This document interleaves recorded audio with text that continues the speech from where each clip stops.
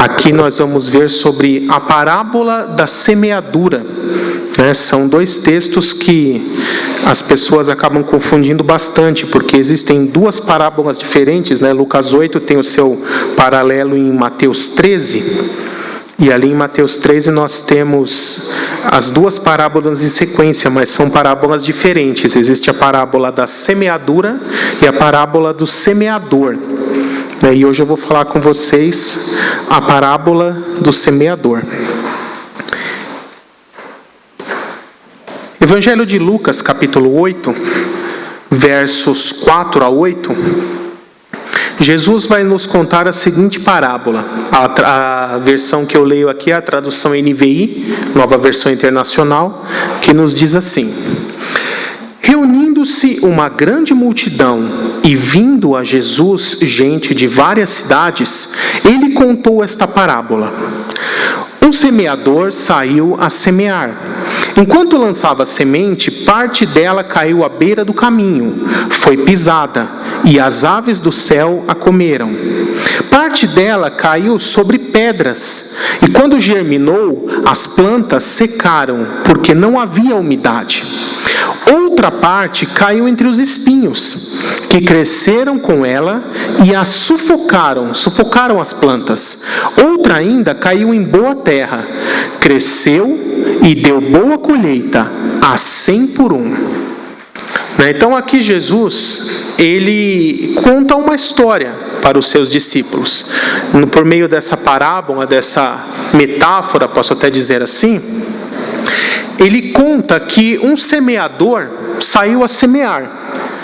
E é importante nós entendermos primeiro como o semeador, o agricultor, ele semeava na época de Jesus. Porque hoje nós temos muita tecnologia para semear e existem máquinas, aqui no caso semeando trigo, a ideia. As máquinas hoje em dia, elas vão rodando ali as suas engrenagens e colocam uma semente certinho em cada lugar, todas equidistantes, fazendo um plano certinho. Mas na antiguidade não era assim que se semeava, Primeiro o semeador arava a terra, deixava ela bem revolvida assim para ficar bem fofinha, e depois ele ia andando com um saco de sementes, ia pegando pequenos punhados de semente e arremessando aleatoriamente naquele terreno. Conforme ele ia passando, ele ia jogando um punhado para cá, ia jogando assim. E é nesse estilo de semeadura da antiguidade que Jesus colocou essa parábola. E ele disse nessa parábola que esse semeador foi semeando e existe ali 4 tipos diferentes de solo em que essa semente caiu.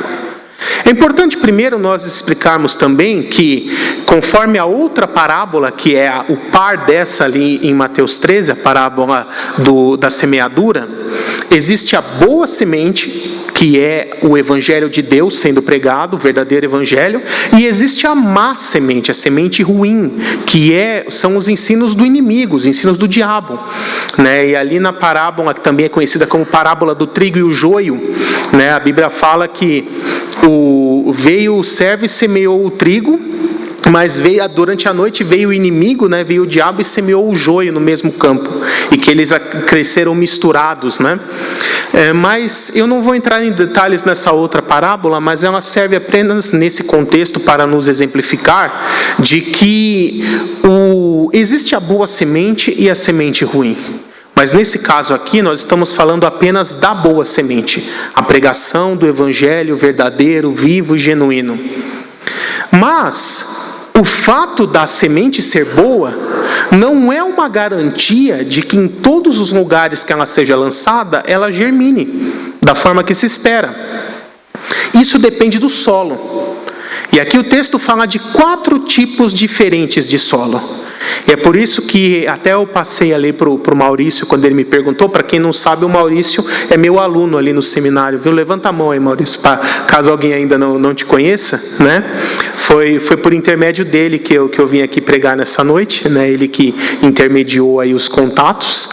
E depois vocês perguntam para ele também o que ele está achando do seminário, se ele está gostando, se ele não está. Se ele está achando ruim, você não conta não, você fala se estiver achando bom, né? Mas ele tem um testemunho muito bonito, irmãos. Desde 2019, quando a gente começou a ter contato, ele me conheceu por meio dos meus estudos que eu tenho na internet, de vídeos, palestras, pregações. E aí ele ainda era da congregação cristã, eu convidei ele começou a participar de alguns estudos, e aos poucos o Espírito Santo foi iluminando, abrindo o entendimento. Depois veio a pandemia, ficou tudo meio parado, né? O presencial, mas aí ele aproveitou esse período para, durante a pandemia, ficar se alimentando ali desses conteúdos que tinha de bons sites, de bons pregadores. E quando voltou a pandemia, ele chegou em mim e falou assim: pastor, eu não quero mais ficar na congregação, eu quero virar batista. E aí eu falei: amém, vem aqui para Boas Novas. Ele ficou um tempo lá com a gente, e depois o Espírito Santo mostrou para ele essa igreja aqui, que é mais perto aqui da casa dele. Ele se adaptou bem com os irmãos e, pela graça de Deus, né, foi recebido aí como membro recentemente. Eu assisti pela internet ali também a recepção, ele mandou para mim, estou muito contente com isso. Mas voltando no assunto da mensagem. Então, existem 4 solos. E o tema que eu dei para essa mensagem, o nome dela é: qual tipo de solo é você? Porque Jesus fala que o primeiro solo são aquelas sementes que caíram à beira do caminho. Não caíram no solo arado, caíram na estrada. O que aconteceu? Elas não penetraram na terra. Passou um tempo, veio os pássaros e as comeram. Depois eu vou explicar cada um desses solos o que significa.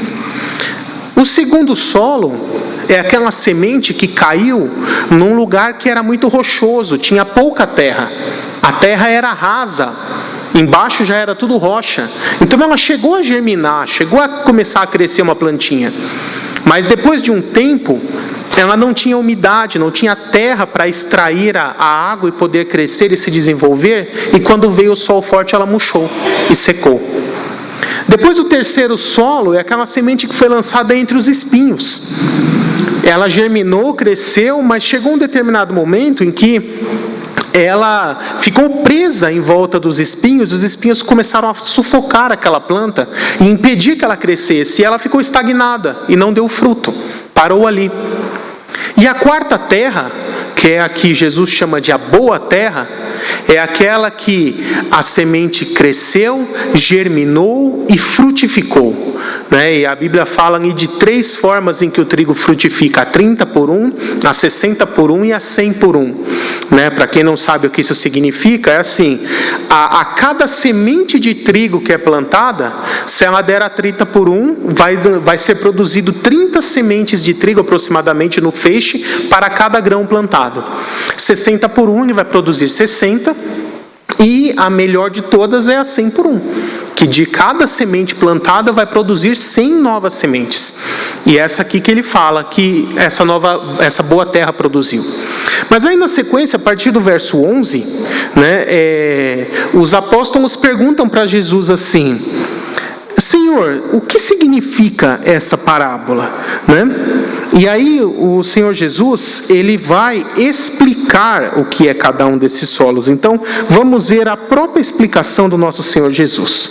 A partir do verso 11, ele diz assim: este é o significado da parábola. A semente é a palavra de Deus.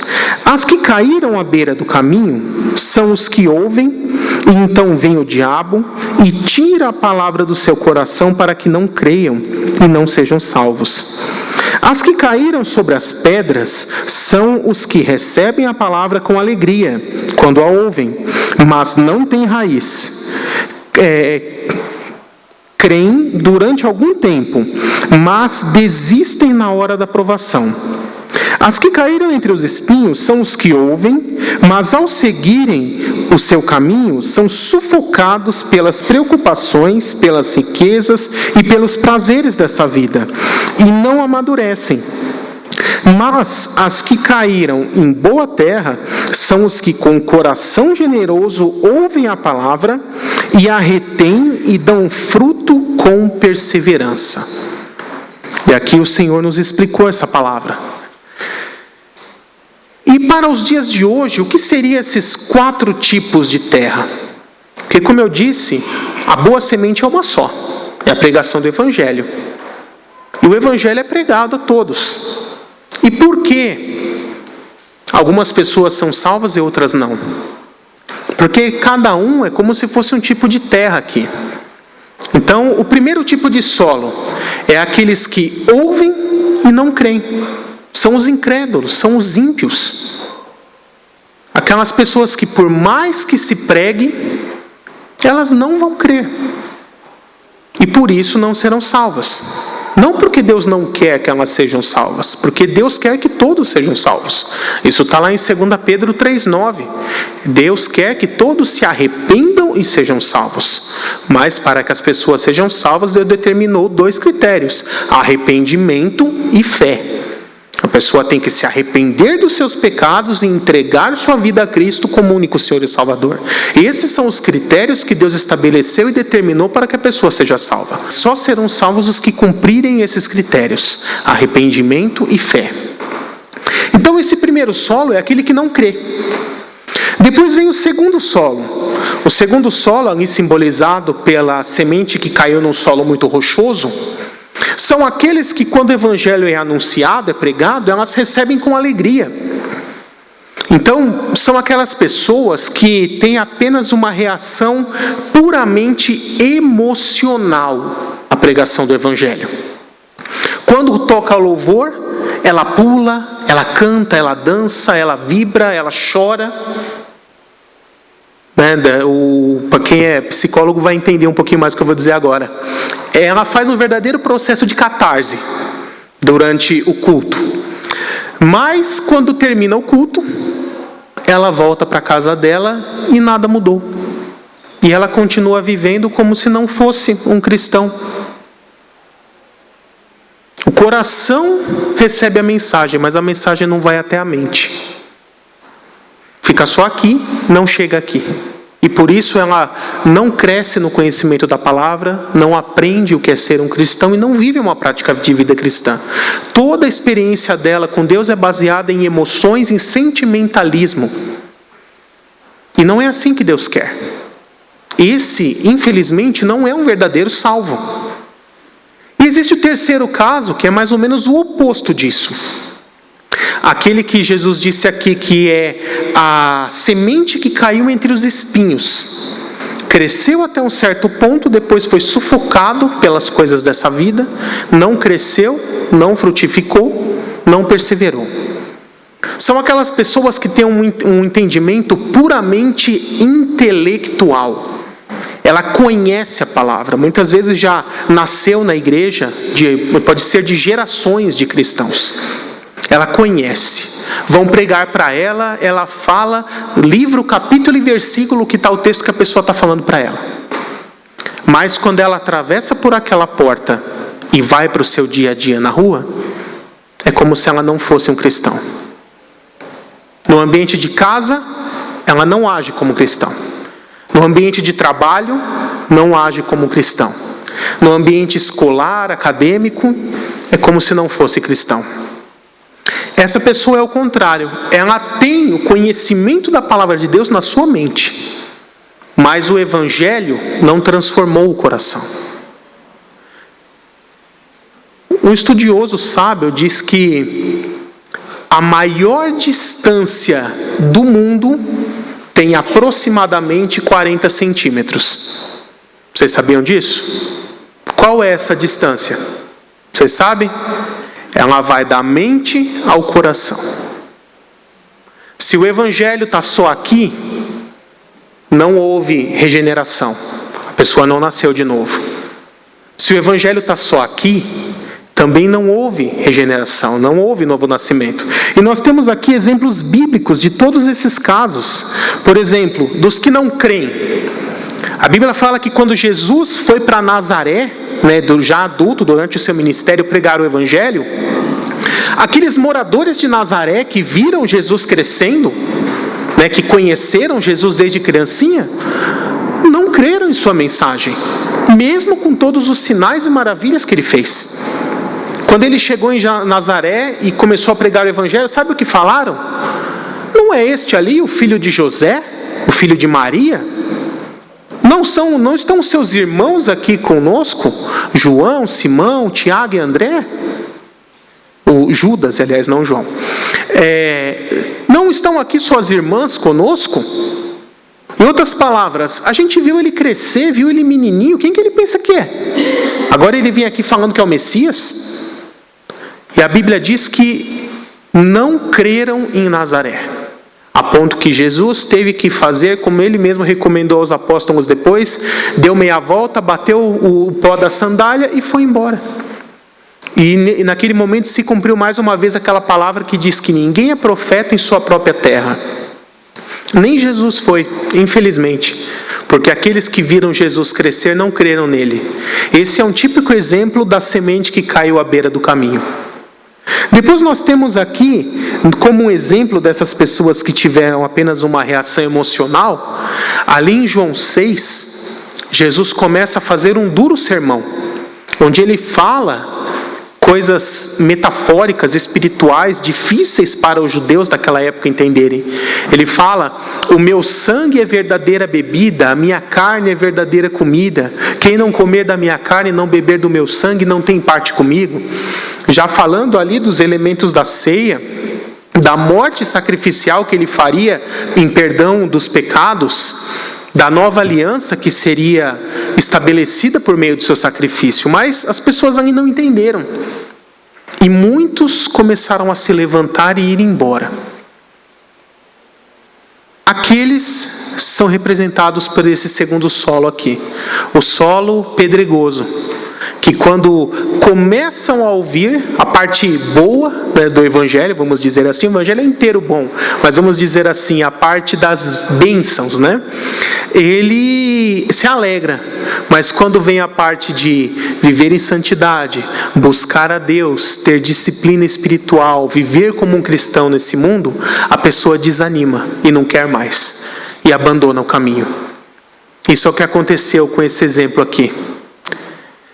E o caso da fé teórica, né? A gente pode voltar ali para João 3, por exemplo, quando um fariseu, um mestre da lei, chamado Nicodemos, vem procurar Jesus durante a noite, escondido, né? E aí Jesus fala: por que você está vindo aqui escondido de noite? Né? Em outras palavras, você tem vergonha de falar comigo de dia, na frente de todo mundo, com todo mundo vendo? Né? Foi mais ou menos isso que ele quis dizer.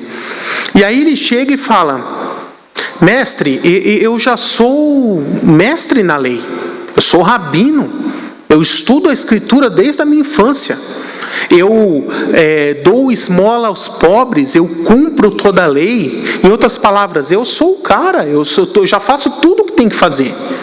Eu preciso de mais alguma coisa para ser salvo? Foi mais ou menos isso que Nicodemos quis dizer.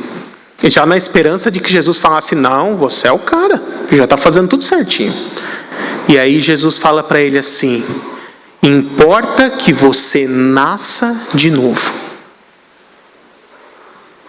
E ele ainda responde: mas posso eu voltar para o ventre da minha mãe, nascer outra vez? Ele: não, o que é nascido da carne é carne, mas o que é nascido do Espírito é Espírito. Você já nasceu da carne, agora você tem que nascer da água e do Espírito. Da água é o batismo, do Espírito é você ser regenerado por Cristo, se tornar morada do Espírito Santo, nascer de novo, se tornar uma nova criatura, ser aceito como filho de Deus, ser justificado, ser perdoado dos seus pecados. Nicodemos, ele é um exemplo aqui desse terceiro caso, aquela semente que cresceu entre os espinhos. Ele já tinha todo o conhecimento teológico, mas não tinha nascido de novo. Podemos dizer até Paulo, antes de se converter, antes de ter o seu encontro com Jesus, quando ainda era Saulo, também era uma semente crescida entre os espinhos. Por isso não dava fruto. Mas então nós chegamos no quarto solo, a boa terra. E voltando ali na passagem de João 6, quando muitos se levantaram, Jesus, provavelmente até um pouco bravo com isso, ele vira para os discípulos e fala assim: e vocês querem ir embora também? Se quiser, pode ir. E aí Pedro se levanta e fala assim: Senhor, para onde nós iremos, se só tu tens as palavras de vida eterna? Em outras palavras, Pedro está dizendo: olha, Senhor, eu também não estou entendendo direito o que você está falando aqui, mas eu sei que é só em ti que há salvação. Não tem outro caminho de salvação. Então, mesmo eu não estando entendendo tudo, eu vou continuar aqui, porque eu sei que a salvação é essa. E esse é um exemplo daquele que nasceu de novo. Então, quando a pessoa nasce de novo, ela tem essas características que eu vou ler aqui de novo. Diz assim: somente o quarto grupo, simbolizado pela boa terra, são aqueles que verdadeiramente foram regenerados pelo Espírito Santo. Eles permanecerão fiéis por toda a vida e produzirão muitos frutos. Então, como nós sabemos quais são as características desse que verdadeiramente nasceu de novo, que é a boa terra? Ele dá fruto e ele persevera. E é importante nós explicarmos aqui que dar fruto na Bíblia, não são obras, não é militância, o quanto você trabalha dentro de uma igreja, ou para uma organização, ou para uma denominação. Basta voltarmos lá em Mateus 3, quando João Batista está falando com os fariseus, ele que o chama de raça de víboras, ele diz assim: deem fruto de arrependimento, ou fruto que demonstre arrependimento. O que é o fruto do Espírito, que está lá em Gálatas? É a mudança de caráter, é a transformação de vida, de natureza. É aquele que rouba, passa a não roubar mais. É aquele que mentia, era enganador, passa a ser honesto. Era aquele que era adúltero, passa a ser fiel. Isso é dar fruto. O fruto do Espírito é uma mudança de caráter, é uma mudança de vida, é uma transformação que a presença do Espírito Santo dentro de nós faz naquele que entrega a vida a Jesus. Então, como saber se a pessoa é a boa terra? Ela tem que dar essas características, dar esse fruto, esse verdadeiro fruto, que é o do Espírito, e perseverar. Essas são as características. E aí eu quero deixar para a reflexão dos irmãos exatamente isso. Que tipo de solo cada um de nós temos sido? Será que você é aquele que ouve a mensagem, mas não crê? Quando você sai ali por essa porta, nem lembra o que foi pregado. Ou será que você tem apenas uma reação emocional? Canta, louva, pula, chora, vibra, mas quando termina o culto, sai por aquela porta e continua vazio. Ou será que você tem apenas uma reação intelectual?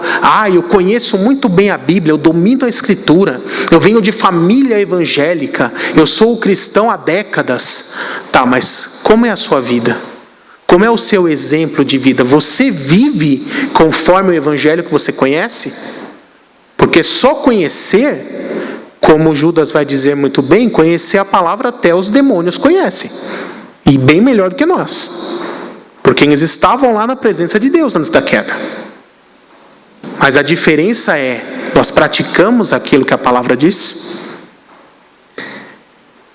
Então que cada um de nós busque ser a boa terra, o bom solo. E o que nós precisamos fazer para sermos essa boa terra? Primeiramente, entregarmos a nossa vida a Jesus Cristo como único Senhor e Salvador. Entregarmos totalmente a nossa vida a Ele, todas as áreas da nossa vida. O Senhor Jesus tem que ser Senhor da nossa vida dentro de casa, tem que ser no trabalho, tem que ser nos estudos, tem que ser na rua, tem que ser com os parentes, tem que ser nos relacionamentos interpessoais, tem que ser na nossa vida conjugal, na nossa vida familiar. Ele tem que ser Senhor em todas as áreas. Não faça como muitos que têm o quartinho escuro da sua vida. Nesse lugar aqui Jesus não mexe. Esse aqui é o meu pecado de estimação. Aqui Jesus não vai mexer. Para que Jesus seja salvador da sua vida, ele tem que primeiro ser Senhor. E quando a Bíblia fala Senhor, na Bíblia significa o dono do escravo. Se Jesus é nosso Senhor, nós somos o escravo de Cristo. O escravo não tem vontade própria. Ele faz o que o seu Senhor manda. Então, quando você realmente fizer o que Jesus manda, aí sim ele será o seu Senhor. E essa é a mensagem que eu quero deixar para os irmãos, para a reflexão. Que Deus abençoe a todos.